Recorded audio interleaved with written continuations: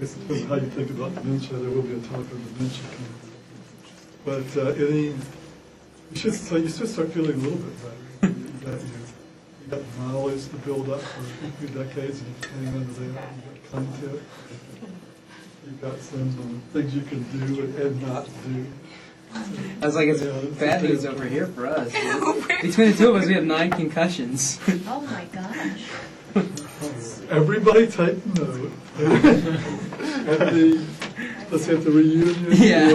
No, really. 2016 No, seriously, about 10 years ago, I got a very bad concussion. And I woke up from being knocked out cold, and there was a man, and he was asking me if I was okay. And when he spoke, it was like when you put your hands over your ears. That's what it sounded like to me. A and B is that my response was blah, blah, blah, blah. That's just one of those dumb questions. And then since then, and I went to a movie that night, and I was unable to read the opening credits, and then I lost about 2 or 3 weeks of my life. And like when you put up the PowerPoints, I'm either listening to you or I'm totally tuning you out in order to read. I can't do both anymore, and it's ever since that accident. I can't have any double thing going on anymore. No double tasking. It doesn't go in all the way. Quite a few years ago, the woman who used to be the assistant director at the counseling center over here used to ride her bike to work all the time. She got knocked off her bike and ended up in the ER with a concussion. And the ER doctor started giving her the mental status questions, and she burst into tears, and she says, I give people this exam like every day, I don't know the answers.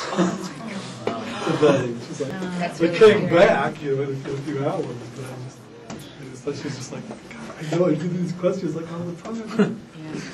I wasn't able to speak for a few hours. So you can live a fairly transient lasting effects. So as we start to kick off from intellectual and cognitive stuff, any questions, anything else you always wanted to know?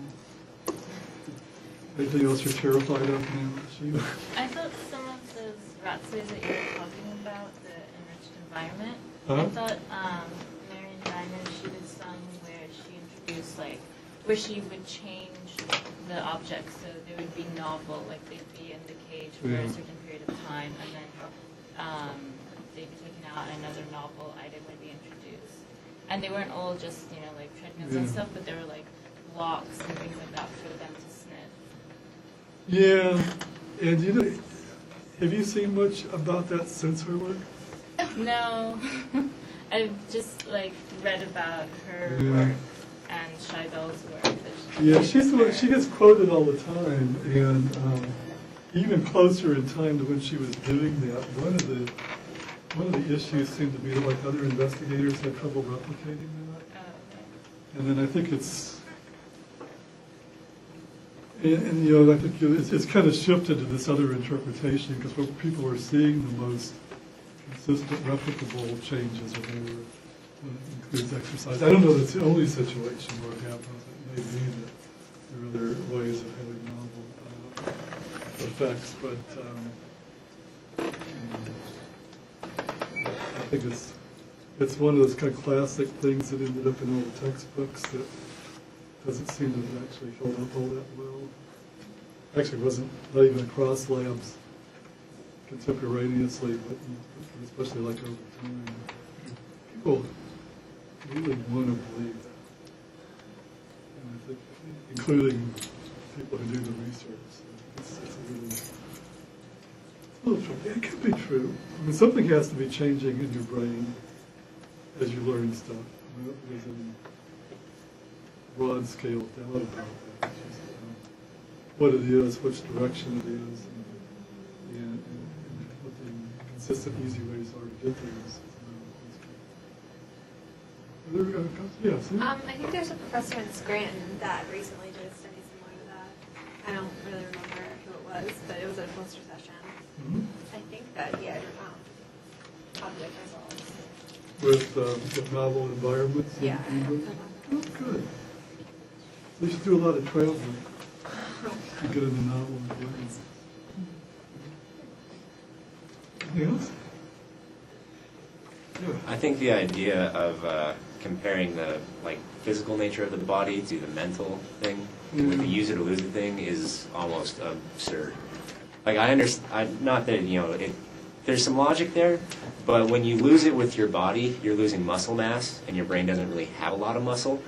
So when you lose it, you still have the neural adaptations. You don't typically lose those. So those are the first to come and typically the last to go. But with the mind, all you have is the neural adaptation. That's all you've got there. So I think it's kind of interesting that they were able to draw that comparison, but they're two completely different things. Well, it does kind of depend on this idea that you're going to be keeping neurons alive, building up dendritic connections, all that kind of stuff. And part of the problem is that we have, there's a few areas where we have some pretty decent ideas, mostly in animal models, about what memory looks like in the brain, but still don't really have a really good sense of how that works. And how much of it is more like software connections and stuff. Even though they summarize in the Hertzog monograph, we know earlier in developmental phases that it's not only building up neural connections, it's also building them down. This related to memory.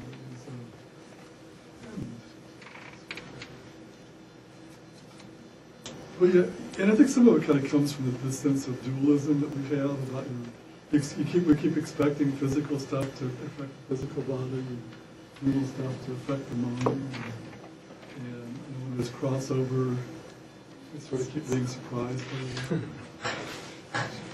You think we could get past it, but it seems like it's a little hard for people to pass it. In the last few years, I think I've gotten better at summarizing this for people socially. People, if you just kind of tell people physical exercise is good for your brain and your mind, I sort of like that. It takes them a little while to let loose of the crossword puzzle thing, but they like the physical exercise. They're surprised by it almost all the time. They sort of like it.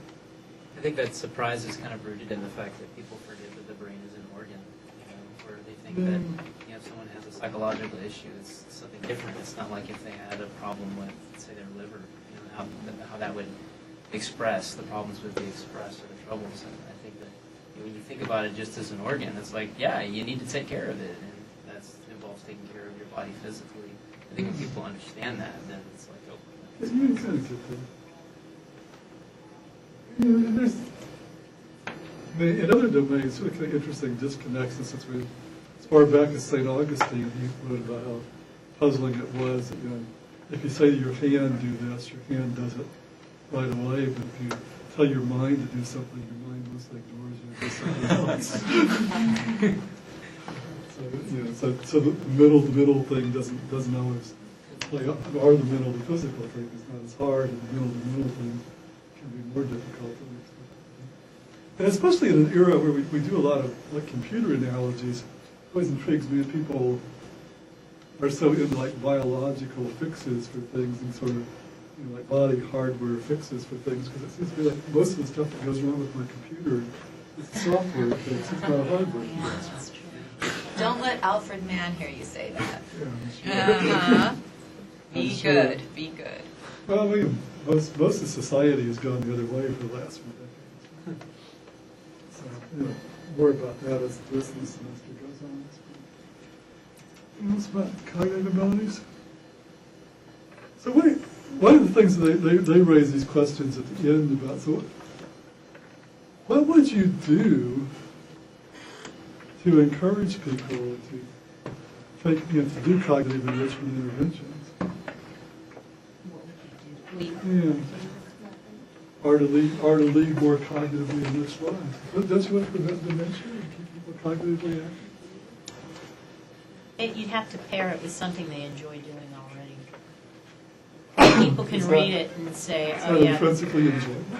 No, may not be for some people. You can make it intrinsic. You have to pair it with something. Like the video games that do exercise, like the Wii Fit. Mm-hmm. They've actually got some cool ones where you actually have to